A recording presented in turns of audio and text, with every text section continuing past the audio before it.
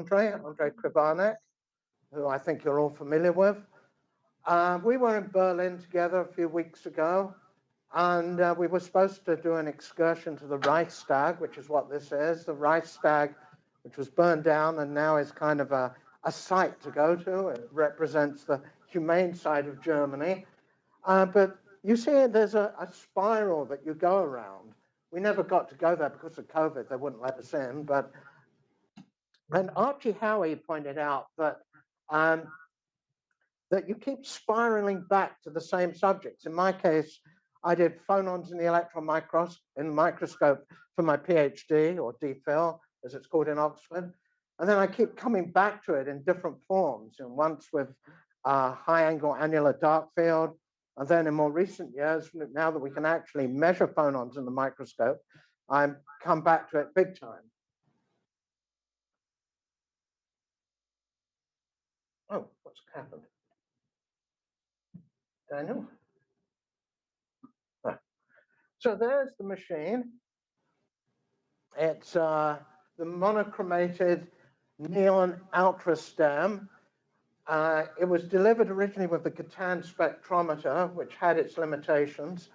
Well, it was since replaced by the Nion spectrometer, and it's now got the direct detection camera. It's this bit here. This is magic. That's the monochromator. We've achieved. If you can get rid of that horrible echo. Yeah, give us 1 second. Can we got two microphones on here somehow. If you just mute the speakers on the laptop. Should fix it. But can't you put swap displays on the top and switch this display? So I'm explaining that one for live. Okay. Get it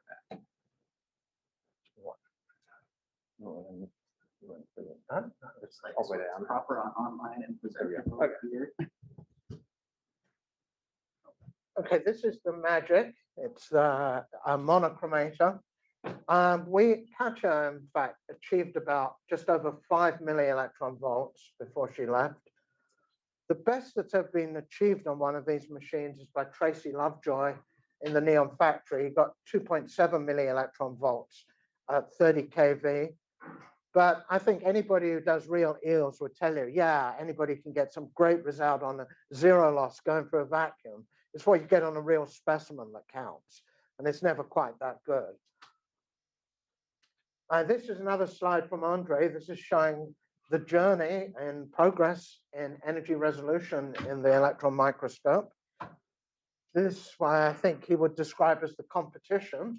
43 millielectron volts is showing there, which, you know, for inner shell stuff, that's more than sufficient. That's so much less than any lifetime broadening. You can do anything with a mountlet structure and the transitions of the rare earths, it's fine. But as we'll see, it doesn't open up the brave new world. This was the Nion as originally made. He said it was 12 millivolts, but I remember at the time we struggled in reality to get about 25 to 30 millivolts. And this is now 2.7 millivolts, but routinely with the Nion spectrometer and the Dielectric detector, you shouldn't have too much difficulty getting 7 to 8 millivolt resolution. This is a picture of how it works. And, you know, they're like with the VGs. You have the gun at the bottom for stability. The electrons go uphill, up the column. They go round this thing here, and then into a slit, which selects the energies, and then through another spectrometer and back up the column into the aberration corrector. If you like, it's 2 energy loss spectrometers back to back. And the key thing is the slit is at ground potential, so that and also he's connected the spectrometer windings also to all of this stuff, so that, you know, if you get EHT drift, everything just stays the same as far as you're concerned on the spectrum. I mean, something that recently occurred to me is how many electron optical elements there are in this machine.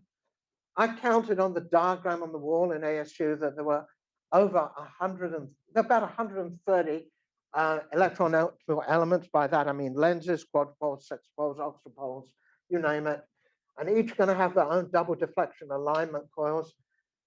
Just to put this in perspective, this is more than a large synchrotron will have. It's not more than CERN has, but it's as many, if not more, than a synchrotron. So although a lot of it is run automatically with various computer alignment codes, you still need a very skilled person to get the best out of this machine.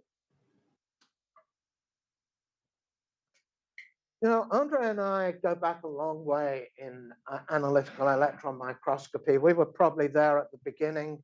I remember when we were both postdocs in Berkeley and we saw the spectacular results that Roy Geist was getting with an EDX detector on a Philips 300. You know, it was beating the hell out of SEMs and probes. And so we thought, we want to do this. And then we thought, well, we want to get into EELS as well. And at the time, the plan was to copy Ray Edgerton's spectrometer design. And then on one of those walks that Andre and I took in Tilden Park, Andre just said to me, I think I can do better. As they say, the rest is history. That became the Gatan spectrometer, which basically controls the market. I told him at the time, your thing will be to EELS what Hoover is to vacuum cleaners. But you know, with that capability, what can we do? Let's think in photon terms. We're looking at X-rays. With our EELS, we go down to the low loss, the plasmons. Where's that? That's kind of UV type excitations. The really interesting stuff in the visible, very hard to get. You know, the tail of the zero loss basically swamped it. What the Nion does is it takes us all the way from that UV all the way through, not just to the near IR, not just to the mid IR, but to what is called the far infrared. We now do acoustic phonons. You know, things at the 40, 50 millivolt excitations. And we blow right through the very significant visible region where there's lots of interesting things. So it's opened up a whole spectroscopic realm, which was never really touched before in electron microscopy and analytical microscopy. So I think of it as a revolution. So what do we do with this? These are the four main areas of application. There's one of nanophotonics, which is basically the dielectric response of nanostructures, traditionally studied with lasers. You know, you make yourself a cutesy nanostructure, you shine laser beams on it, and you measure what's scattered or not. Well, we have a new probe here. We've got a nanometer-sized probe. And there's significant differences between the response with an electron beam and optical response from a laser. Another thing that's been opened up, something which, let's say we don't talk about in polite company and microscopy meetings, is point defects. We can now detect and identify point defects. Examples of color centers in ionic materials and semiconductors as well. I'm going to show a few examples of that. The big thing, of course, is now that we're in the infrared, we can look at we can do vibrational spectroscopy, nanometer scale infrared spectroscopy. I divide that into two areas of applications. There's the organics, which I've been very heavily involved in, and then there's the inorganic stuff, you know, phonons, phonon polaritons, thermal effects. And I'm going to show examples from that too. Let's start with the point defects. You know, in the early days when we had the Nion, you never really knew when you got a blip in the spectrum. Is this for real? Is this some weird artifact of something hitting the side of the spectrometer and bouncing around, whatever? In fact, the whole game got started when they put in boron nitride in the winter school to do the standard boron nitrogen quantification stuff. And we're playing around on Friday morning, and there's this weird peak at 180 millivolts, which everybody was convinced was an artifact. And I walked in the room and said, no, that's a longitudinal phonon, optic phonon of boron nitride. Well, it wasn't quite right. It was a phonon polariton, but close enough. And that's what got the whole game rolling. But at that time, we were very worried about artifacts. And so I said to Toshi, I said, let's look at an alkali halide. In this case, it's calcium fluoride or fluoride, because we will know if it's real, because the thing should be damaging. So if it's a real peak, it's going to grow in height as we leave the beam on there. And that's what's happening. You see here, These peaks are due to the production of what are called F centers. Look at this beautiful exciton here, right at the band edge. You know, I compared our results to some X-ray absorption. They were way, way better than the X-ray absorption. And then this thing that's coming up here, that's the plasmon. What's happening with these alkali halides is first make the point defects, the F centers and all the other funny centers you can read about in solid state books. And then, you know, you drive off the anion, you're left with the metal and you have the metal plasmon.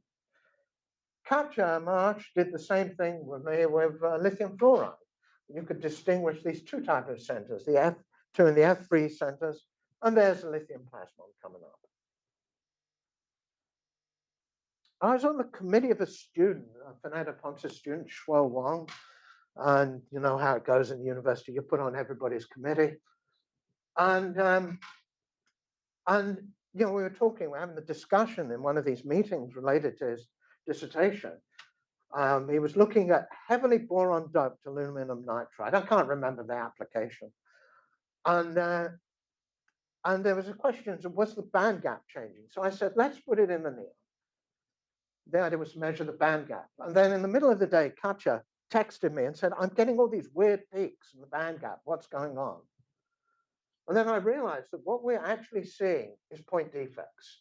So I did some DFT calculations with plausible defects of boron interstitial, aluminum interstitial, nitrogen vacancy, aluminum vacancy. And yeah, I was able to match a lot of the energies of the things we were seeing.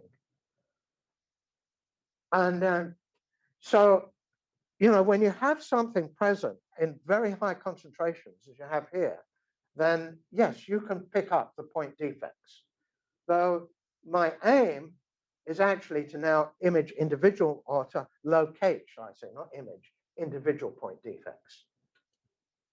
But probably the most spectacular result, which I'll probably get shot for even showing you, is this one from Katja again. Sherry Chang and Christian Dwyer into NV centers. You know, had some nice specimens of NV centers. I'd actually tried to find them before in a specimen from David Bell, and it was somewhat unconvincing. But this was a nice specimen. But there are not many of them around. You know, maybe they're spaced by a few hundred nanometers. And Katja has the persistence to actually chase them down. And she got this spectrum shown in blue, and I compared it to the photoabsorption spectrum. And given that our energy resolution isn't the same as photoabsorption, I mean, that's a spectacular result. I did a calculation of the cross-section, and I came to the conclusion that maybe that this represented maybe one NV center, maybe two or three. That's the level of detection. And Sherry actually says this is an MV0 and that's an MV -1. So there's still some stuff to do here, but that's where we're going, locating individual point defects. Let's now turn to nanophotonics. Nanophotonics is all about dielectric response. I don't know how many of you have been through a physics graduate program and got mad at having to go through Jackson. Any of you? Jackson's electrodynamics, that's all it is, Jackson. It's all about the dielectric response. And generally in EELS, all we care about is the imaginary part of 1/epsilon. And it gives a peak, you know, like a plasmon, and we're happy. But when you're down in this ultra low loss world, you really have to think about everything. You have to understand what the real part is doing. The real part is given by this sort of formula. You know, you have a difference between the longitudinal oscillation and the transverse oscillation. I mean, the squares of those frequencies with this denominator. And so let's look at what the real part does. You start at some value, and the X-ray region is 1. And after the optical region, it's the refractive index squared. So for silica, that'd be 2.25. We haven't quite got there. You then dip down, you go below 0, you come up, you dip down again and end up at a higher value. That's your real part of response. So let's break this down. There's this whole region where the real part of the dielectric function is below 0. That means that the waves that are propagating are not evanescent. They're actually proper propagating waves. And those are the phonon polaritons. The blue line represents where it's 1. That's important because when you have surfaces, your response goes as 1/1 plus dielectric function. So when you cut -1, you get a resonance. What's the purple line? The purple line is Cherenkov. That represents the case where your dielectric function is so high that the electrons are going faster than the speed of light in the material, and you're emitting Cherenkov photons. So you've got to think about all those things that are going on when you're worrying about dielectric response. The real expert on phonon polaritons is Andrea Konechna, and she has these wonderful examples. She's a theorist, showing how you can generate them and they can propagate and reflect off surfaces and come back. Very elegant stuff. And then you can see all these effects when you look at sort of nano objects. And this is the work of Phil Batson and Maureen Lagos. They have that nice typical specimen, the MGO cube. And you're sticking a beam through the middle, off the corner, off the side. And you see how you get these different peaks. They're very manifest in these energy selected images. There's this mode at 70 millivolts, lights up the corners. 77 millivolts, lights up the edges, matched in the theoretical calculation from the dielectric response. And then you can see how it varies as you move your probe across that cube. More recently, Maureen Lagos, who's now at McMaster and has his own toys, has done this really elegant experiment. Going back some time now, people have shown that you can get plasmons at different frequencies in a different lengths of nanorods. You can basically tune your frequency by changing the length of a nanorod. I think this goes back to Dave Rossou, Chris Rossou's son, when he was in Canada. Very elegant stuff. Well, what Maureen has done is he's matched that frequency with the vibrational frequency in silica. So he's got aluminum of the right length and silica, join them together, and you get matched frequencies, and so you get what's called a Rabi splitting, and you can see that effect when you, over here, you see that effect when you match the length exactly right. That's very recent work in ACS photonics. But there's a critical difference, let me go back there, between what we do with the electron beam and what we do with photons. With photons, if you remember from your electromagnetism, E equals C times B, or E equals V times B. You're always going to get a B. For most of the time, we don't have to worry about B. We only have the E term. The B term is actually quite negligible. The only time it matters is in those cases where you're in the Cherenkov regime. And then you have to do the full relativistic treatment. Again, it's all there in Jackson for those of you who have the stomach for it. I'm going to have what I call a theoretical interlude. Although I'm mainly a theoretician, I didn't think it was appropriate to drown you in equations, and not too many anyway. And so I'm just keeping this very brief. And this is so that we can understand all the things that are going on with vibrations and phonons. Because, I come from the inner shell world, and inner shells are easy. All you need to know is oscillator strengths and density of states. You're done. But in this world, there's a lot of things going on. So here's our fundamental formula. It says, what's our scattering amplitude? Electron scattering factor x by wave vector times atom position plus displacement u. We'll say displacement is small, expand it to first order, and we can only do that in some circumstances, which I don't have time to go into. So we get a scalar product of displacement and wave vector times the rest. What's the displacement? It's given by these formulae. It goes as 1 over the square root of the frequency and the mass, and then it's got these terms, 1 plus the Bose-Einstein factor for creation, and the Bose-Einstein factor alone for destruction. Now, traditionally in EELS, like with plasmons, you just create them. Beam goes through, bang, you create a plasmon, the beam loses energy, comes out with reduced energy. But in the world we're now in, where where we're looking at things in the millivolt range, room temperature corresponds to 25 millielectron volts. So the energies that we're worrying about, phonons can be pre-existing. They're like pre-existing conditions in American medicine.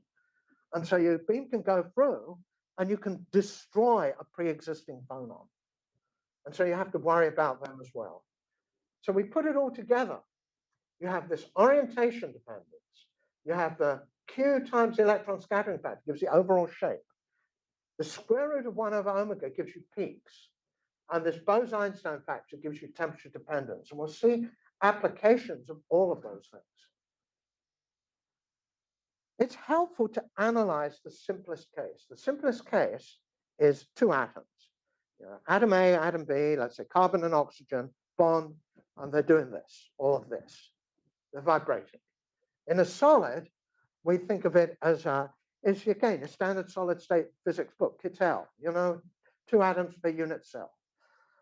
You get your optic mode, where the atoms are moving in opposition to each other. In other words, it's an oscillating dipole. It therefore absorbs and emits radiation. And then there's the acoustic mode, where they're going together. That's this mode here. There's your acoustic mode. That doesn't absorb in the infrared. So we have this expression. And what I want to do is I want to take this expression for the electron scattering factor, and write it in this form. I'm going to base everything off neutral atoms. The technical way to do this is with something called a Born effective charge, but this is the crude way of doing it. You say there's a charge transfer between the atoms. I've called it big delta Q. And what you find, because there's a difference here, is that your intensity goes as the square of that charge transfer. So the bigger that charge transfer, the bigger the dipole moment on that bond, the bigger your signal. They light up. We're going to see that in a minute. In the denominator, we have a scattering wave vector squared. You're also going to get that for the point defects in the dipole approximation. So we're familiar with this. We have this with plasmons, you know, in the low loss regime. And it leads to the phenomenon of delocalization. But here, delocalization can be massive. In the inner shell world I come from, who cares? It's a matter of a fraction of an angstrom. Don't worry about it. In the plasmon type world, a nanometer or 2. But in the ultra low loss world, the so-called delocalization can be hundreds of nanometers. And we're going to use that in a minute. However, the other side of the coin is that you have a big delocalization. It means because you've had a very small scattering angle. And so the typical scattering angles we're dealing with, what they call theta E in the book, like Edgerton's book, is 10 microradians. So here's the dilemma. You know, I said we've got this massive delocalization. You just spent $4 million on this microscope with a monochromator, and you told everybody you did it because you wanted nanometer resolution. And it's not going to do it from fundamental physics. What are you going to do? Well, the thing is, you've got to kill the dipole. How do you do that? Well, one thing is you just displace the aperture. Let's say your probe aperture is this, and here's your collection aperture. Just make sure they don't overlap. They can be displaced by this tiniest amount. I told you it's 10 microradians. Just so long as there's no overlap, you're good. Now, of course, when you're looking at a crystal, you're going to get Bragg beams. So, you know, you say, oh, I'll displace my aperture. And then you find your displaced aperture is taking in a Bragg beam. And so you're screwed again. So you've got to be a bit careful there. Okay. Second choice, choose a mode that doesn't have a dipole. In other words, look at acoustic phonons is one thing. Or do what we did at ASU. You look at silicon, which has an optic mode because there are 2 atoms in the primitive cell, but they've got the same charge. So there's no dipole. So those are your ways of getting to the high resolution, even in the presence of delocalization. But you know, there's another consequence of delocalization. I said it could be hundreds of nanometers. So what's the typical thickness of a TEM specimen? 100 nanometers. Okay, well, that's a thickish specimen. Okay, so so what this means is your whole specimen. You know, you're usually thinking of the idea that specimens are bulk. They're not. They're just surfaces in this world. And here's an example of this. This is a crazy experiment. This specimen was given to me while Toshi was with us. It's from Jose Menendez. It's heavily antimony doped germanium, 5 times 10 to the 19 doped antimony and germanium, very heavily doped. It should have something called a carrier plasmon. You do the math, it should be around 260 millielectron volts, and that's where it's measured to be with ellipsometry. So I thought we should be able to do it in the Nion. And I kept on postponing it because originally I thought that the Cherenkov would kill it and we then wouldn't see a damn thing. And then I did the calculation and found that the Cherenkov cross-section wasn't as big as I thought. And the cross-section for this was bigger than the Cherenkov, so I said, let's go for it. And so Katya did it, and we got the peak at 180 millivolts. I said, and forever I was thinking, what's going wrong here? And the answer is, I've been stupid. It's a surface plasma. You know, everything we look at is a surface. 180 is the square root of, is 260 divided by the square root of 2. So there's an example, I think, of this effect. Let me now turn to vibrational spectroscopy. And this is guanine. How did this one come about? Well, when I was in Weizmann, Haggai Cohen is fascinated by the idea of controlling the strength of the interaction by moving a beam and away from the edge of the specimen, what we call an aloof beam. There's your specimen, you're going to move your beam. And he was fascinated by this. And so we were looking for a specimen. And I was working with Devere Gur, who's a graduate student of Steve Phonon and Leo Haddadi, looking at guanine fish scales, which are crystals and flat, they're beautiful looking things. And what's more, all the bonds are in the plane of the specimen. And so I said, well, let's use this as our specimen.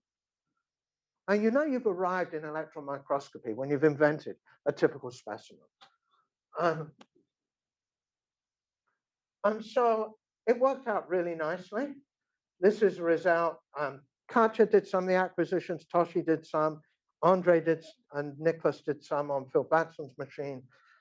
And you're getting all these important vibrational peaks. See the one labeled A? C double bond O.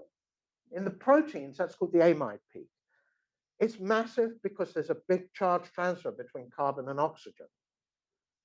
Look at these peaks. This one, B, is carbon-hydrogen stretch. C, nitrogen-hydrogen stretch. D is the nitrogen-hydrogen, that's nitrogen with 2 hydrogens, what they call the asymmetric stretch, and the E is the symmetric. No, it is, no, D is the symmetric, and E is the asymmetric stretch, antisymmetric. Notice how weak these things are compared to this one. You know why? There's not that much charge transfer in a CH or NH bond.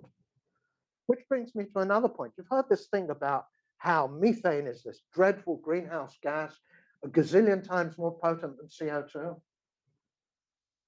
Am I allowed to use bad words here? Probably not. That's nonsense. It's a weak IR absorber for that reason. It's weak. You see it in this spectrum. It's weak. Why is it people say that? It's precisely because it's weak. Its line isn't saturated like carbon dioxide and water vapor. So when there's a dip, it actually gets deeper. Don't get me started on the nonsense that's talked in this field. Okay, let's get back to this. Here's things we did. We marched the beam up in aloof mode up the edge of the specimen. You get this sort of behavior. You know, we know this from theory. This is this dielectric response theory. There's that Bessel function of the second kind. Great to impress your friends, you know, Bessel functions of the second kind. This is more interesting. We sit the probe away from the specimen at certain distances.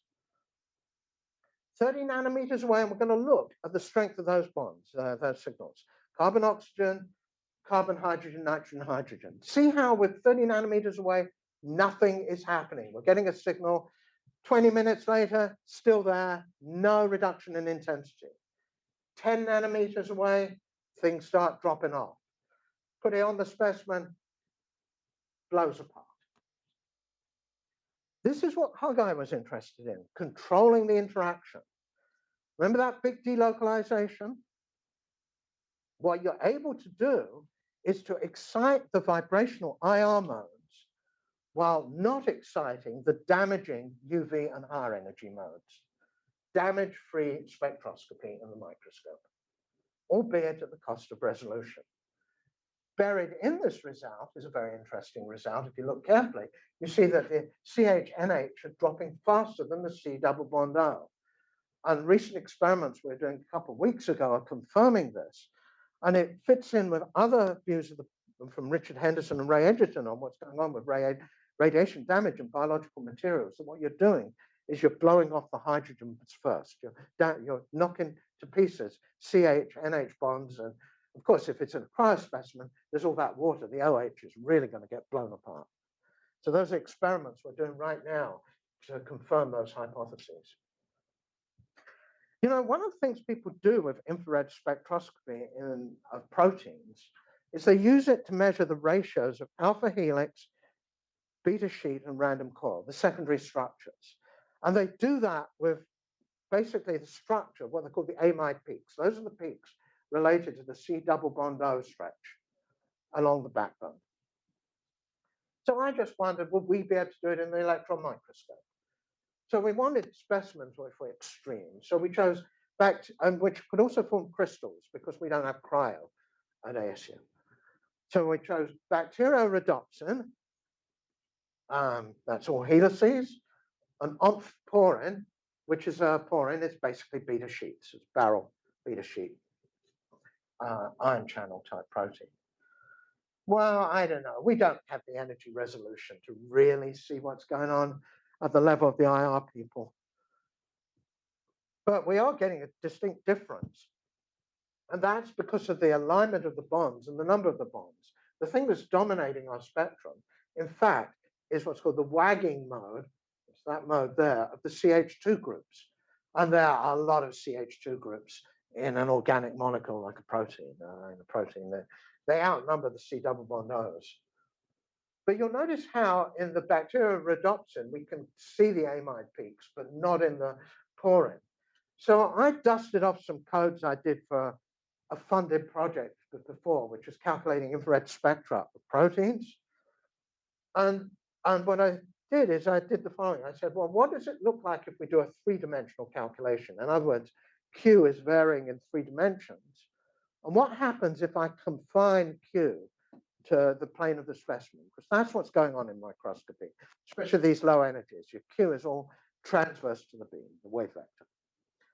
And you'll note that when I do the 2D calculation, in bacteriorhodopsin, the amide peaks of C double bond O stand out, whereas they didn't in the 3D calculation. And so what's happening, I think, is that we're actually, although we have lousy energy resolution, where if we get 5 millivolts, we think it's wonderful, but put that in wave numbers, that's 40 wave numbers. Your standard thing you buy off the shelf in IR spectroscopy does 2 wave numbers. Really great Raman is fractions of a wave number. I mean, our energy resolution sucks, let's be honest. But one thing we do better is polarization sensitivity. And that's the thing which I think we should exploit.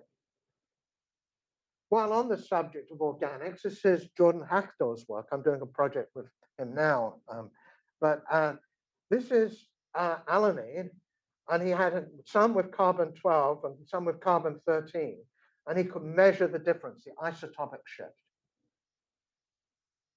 And you'll be able to do that in certain cases where you have light elements. So, 12 and 13 are sufficiently different. But let's imagine you've got some heavy element, and let's say it's, I don't know, 67 and 68. Not going to be so easy, but here we can actually see it. This is a thing Katja did. It was a joke, really. She had some paracetamol lying around, and so she put that in the neon. And that's the red spectrum. And then I compared it with the published spectrum in the NIST database, the IR. I mean, the idea was the molecule really isn't that different from guanine. But the issue there, the practical issue, is that, when you take a pill, the active ingredient, in this case, the paracetamol, is only a small part of the pill. They actually have an inert stuff around it, which are usually sugars, starches, whatever. And so the question is, even with our lousy energy resolution, could we distinguish them? And so I convoluted up the NIST spectrum, and I came to the conclusion, yes, even with our lousy resolution, we can do meaningful stuff on small molecules like this. Well, let's now talk about pushing spatial resolution. You know, that's the thing that excites microscopists. They want to see atoms. And can we do that in phonon mode? This is an experiment with Toshi. Christian Dwyer was behind it. I was doing similar things with Toshi at the same time. We're again taking our old favorite, boron nitride, or boring nitride, as Richard Liebman, who invented the specimen, would call it. It's a nice thing to use. And here's the way it plays. We're not going to get atomic resolution. Our convergence, our condenser angle, if you like, well, objective, and it's a STEM, doesn't have overlapping Bragg beams. But we're going to do the experiment. We're going to have this sort of diffraction pattern in cyan. We're going to stick our collection aperture on axis, and this is the sort of result we'll get. We'll get that delocalization that I talked about. Now we'll move our collection aperture so it's not overlapping our objective aperture. In this case, it's right on the corner of those Brillouin zone boundaries. And there you can get your phonon signal matching your ADF signal. In other words, you'll get the same resolution. I mean, it's not atomic in this case, but it's certainly sub-nanometer. I'm showing this, the dispersion surfaces of boron nitride, because that comes up in the next part. And that is, we want to look at these dispersion surfaces because your strong signal is going to come from these flat regions here. For the acoustic modes, those bits near the Brillouin zone boundaries. The ZO and the ZA are those modes where between the sheets, as it were. But here, optic modes have very flat dispersion, so they show up nicely, as well as having lots of charge transfer. So this is an experiment from Fred Hager and the Daresbury crowd. This was the first demonstration of atomic resolution in phonon modes. Again, boron nitride. And what they did is they showed there was a difference in signal when they put the beam on the columns and off the columns. And they played around with these highly displaced aperture positions. My view is they didn't have to displace them that big. But you're going to have an objective aperture that takes in a number of Bragg beams so that you can get your atomic resolution. And these are displaced 60 milliradians. This is what we did at ASU. It was Peter Crozier, Kartik Venkatraman, his student, and Kapcha, and I was involved. Silicon 110, an old favorite. And you see there's a difference on column, off column. And we're getting it in both the optic mode here, 60 millivolts, and the acoustic mode at 40 millivolts. So yes, we can get, it's pushing it, but we can get atomic resolution in a phonon mode. How about vibrational modes associated with a single atom? This is the Daresbury group again. Fred, Guillaume Rudke, who's in the lab in Paris, where Katja is now. And well, they had this graphene sheet. One silicon atom there sitting in the middle of this graphene sheet. And they sit the probe away from the silicon atom and on top of it. And they get these two spectra. Then they take the difference and then they compare it to these calculations. And they can identify the features related to two modes associated with that silicon atom sitting in the middle of the graphene sheet. These are heroic calculations, by the way. The way I do the calculations is much quicker than this. So single modes associated with a single atom. Differences as a defect. This is the Irvin group. Yan et al. Toshi is now in Irvin. I'm sure he probably set the whole thing up. They had 5H silicon carbide, and there's a stacking fault there. And they got these spectra, on the silicon carbide, let me point that out, then on the stacking fault. And they saw there was a difference. they're measuring it here. There's the ADF intensity, that's showing that there's something going on there. And so they were picking up an effect right at the stacking fault.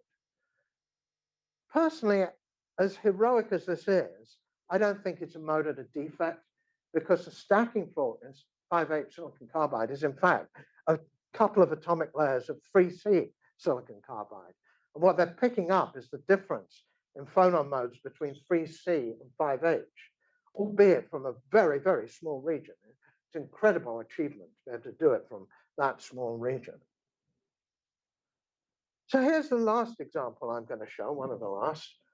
Temperature measurement, done by both Maureen Lagos and Phil Batson on their favorite, MGO, and Juan Carlos Adrobo and the Oak Ridge crowd on, what was it, silicon carbide, I think.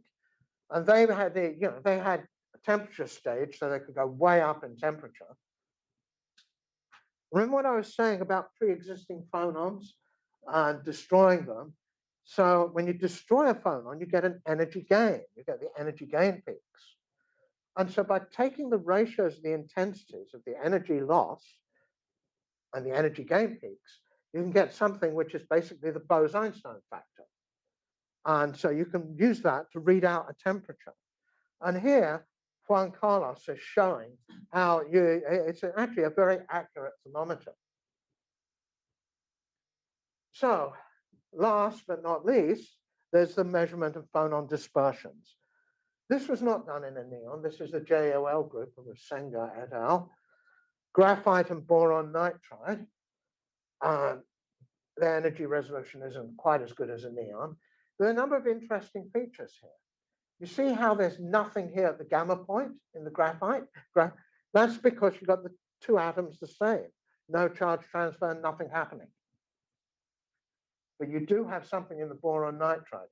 Also notice how, we're going gamma, M, gamma, and then back to M again. Notice how you've got more intensity in the second Brion zone on the acoustic branch. Remember there's that multiplying term Q, F of Q, that builds up as you go into the second Brion zone. Of course, not to be outdone, Andre showed that he can do it better. This is a recent result from Andre with Tracy Lovejoy.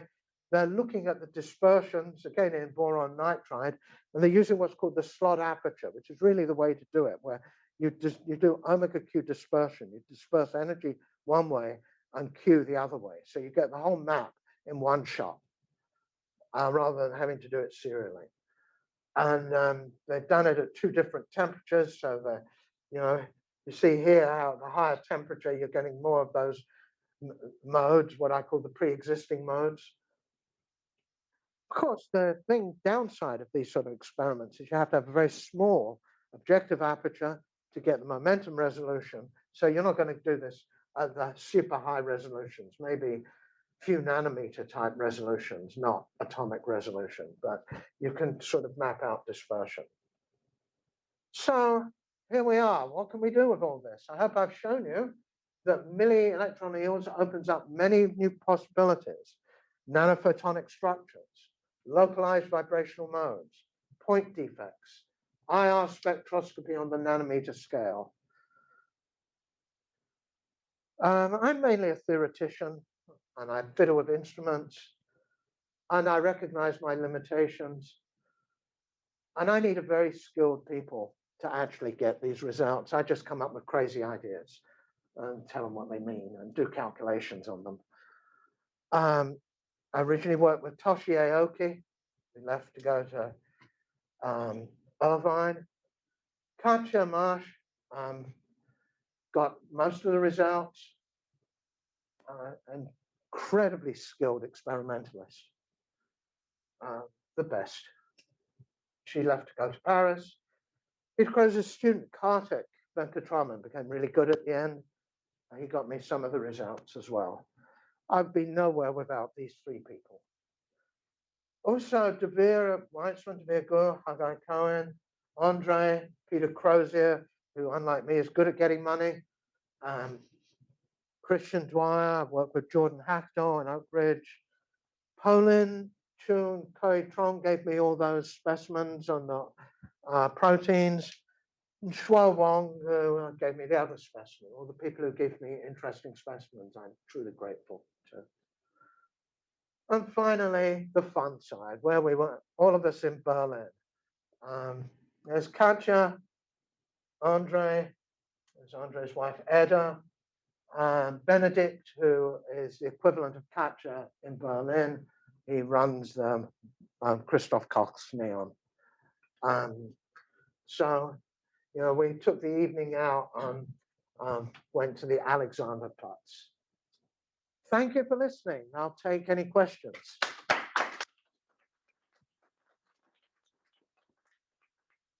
Thank you, Peter. That was absolutely wonderful, and wonderful just to see a summary of all this work that's been developing, across the world, really, and this exciting new world. So let's open up the floor internally for talks and for questions, and I guess Dan, you can let me know if questions are online. But let's start inside. So it's a great opportunity for our students here to, ask Peter all those questions that you're terrified to ask. So please go ahead. I have two questions actually.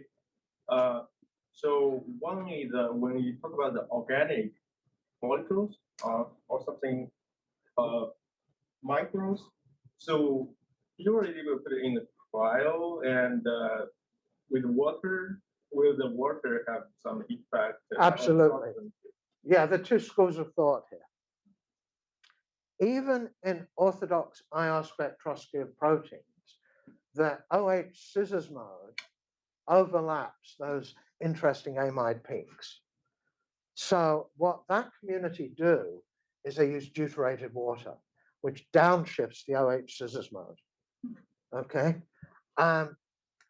Most of our work has been on crystals. But with the Berlin machine, we're getting into doing things cryopreserved in water. Now, Jordan also tried this, and he said this paper, Jokisari et al., which said, don't worry about the OH scissors mode. But what we've been finding in Berlin is, yes, do worry about it. So I've told them in our next series of experiments, we've got to use the deuterated water. But with our resolution, there's a downside.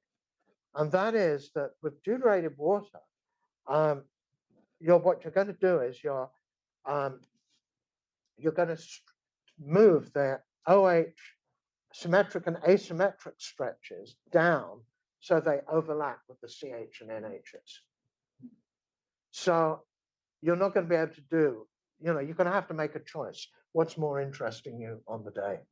But that's a very, very good question. Very important point that we're working on right now. At that point, could you do like two different specimens, one with normal water and one with heavy water? I think that's what we're going to have to do, but that's not very elegant, is it? No. But generally, there's not much we're going to get out of the CHNHs. Originally, I thought that what we would be able to do is map out something like ion channels, proteins in the cell membrane, because proteins have things that phospholipids don't have. In particular, they have nitrogen. So I thought, well, we'd look at the NH stretch, but that's weak. In fact, we'd be far better off using that C double bond O strong signal. And remembering that that's sort of, and a lot of these ion channels, they're helices, and so they're kind of aligned like along the channel. And if we have our beam marching backwards and forwards like that, then those should light up. The whole thing is to find something that lights up. Min, you had a second question? Yeah, second question about the last two slides, about the negative meV signals before they're okay. Oh, you mean energy gain? Energy gain. Yeah, energy gain. Yeah. These. Right. Yeah. Yeah, can you explain some the physics behind that? Yeah. Well, remember these in a high temperature holder. I mean, he's going up, was it, to 1500 K. So even peaks And the silicon carbide optical phonon peak was around 170-ish millivolts. You're going to start seeing something. They're going to become the pre-existing phonons at these enormous temperatures. At room temperatures, no, you're never going to see that. But you do see it in the acoustic modes. And I have an experiment with Katja on that. Here, I mean, this is Phil's. This is Peter, around can 70. you jump forward to the recent result from Andre and Oh, yeah. and Trevor? So in which case, I mean, and maybe this is just the point, is the lack of symmetry between high and low temperature just the difference in the cross sections between this is that you're exciting these modes. Here, this is a better example. 300K, you're not seeing anything. Your Bose-Einstein factor is just too small. Here at 1300, you are getting those things. It's in the. I guess what I mean, is it simply a difference in the cross section at any given temperature, or is there something else going on? There are other things going on as well, which I didn't want to get into. Okay. Which are anharmonic effects. Right. And that's something one of the experiments I was running with Katja in Berlin was to look for these anharmonic effects. I see. Because what happens is, remember we did that expansion, Q.U, it was small, but when you go out to large Q, it's not small, and you get big anharmonic terms. That's what I was looking at the Q dependency. Yeah, but not at this, 1 Brown zone type thing. No. I'm thinking 60 milliradians. And so there's a result I have from Katja, which is sort of showing these things, but that was with the old useless detector. So I really wanted to do it with the new detector. Okay. But yeah, I mean, I'm very interested in that transition because what happens is you go out to the very high angles, it becomes like the ADF signal. It's multi-phonon, and then it can get described by the Hall and Hirsch type theory, which Les Allen and friends inadvertently reinvented without referencing. Okay. Any other questions? Or other questions online? Oh, you got a question? Yeah. When you calculated the plasma energy, it was in the boring nitride. Your final comment was like, "Oh, these are all surface plasmas." Can you just elaborate on that? Well, okay, we're not doing plasmons. Is that because of the sample? No, what I'm saying is this, that because of this so-called delocalization, that practically any TEM specimen of these energies is just all surface. It's the fact that the T. Yeah, because the thickness of the specimen is small compared. There are more elaborate theoretical explanations involving things like Fuchs-Kleiber modes, and you go through all sorts of fancy math. But I thought I'll leave all that. That's the simple idea. Okay. For experimentalists, that's good enough. Questions online, Dan? I don't see any yet. Okay, right. We'll stay in the room then. Any further questions? The problem is the online people were doing something else, fiddling with their phones. Yeah, go on, Bobby. You mentioned something about the methane, the controversial. Oh, you want me to go there? Okay. When we started this, Peter Crozier and I, I thought, well, these are high energies, our energy resolution suck. Okay, let's go for the highest energy stuff. Let's go for CH stretches. And so we put in nylon, we put in every hydrocarbon we could think of. We got nothing. And that's because the dipole moment is small. And when you think about it, that's true of methane as well. Only the mode you're worried about there is this type of mode.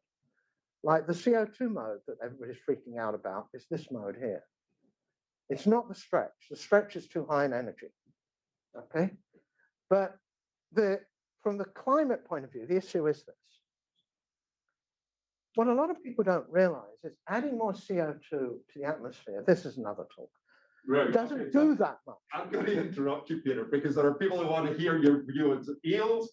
You can ask about climate when you step outside. So No, So- it's it's actually, they're all related. It's very interesting. So, All it does is it broadens the line. It doesn't deepen it.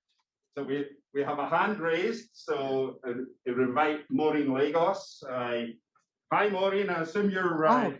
in the freezing cold at McMaster, so if you'd like to ask a question.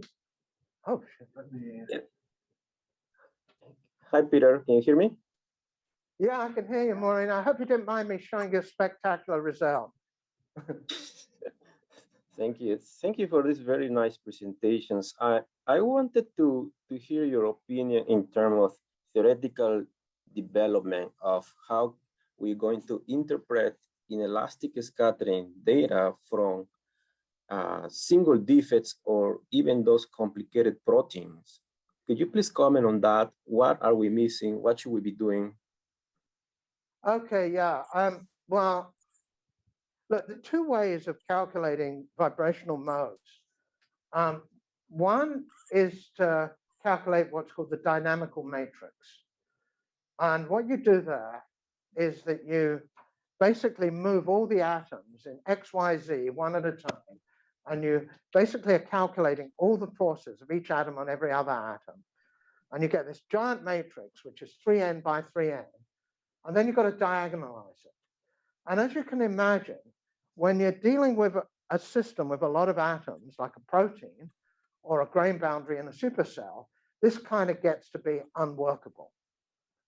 The other way of calculating the vibrational spectra is from the Fourier transform of the time autocorrelation of molecular dynamics trajectories.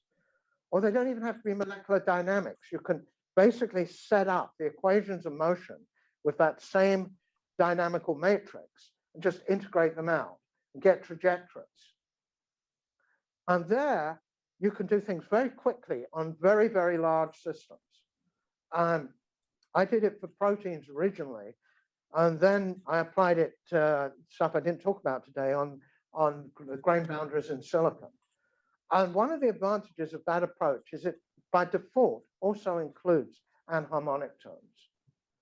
So it's, you know, I think it's the only practical way of calculating these large systems.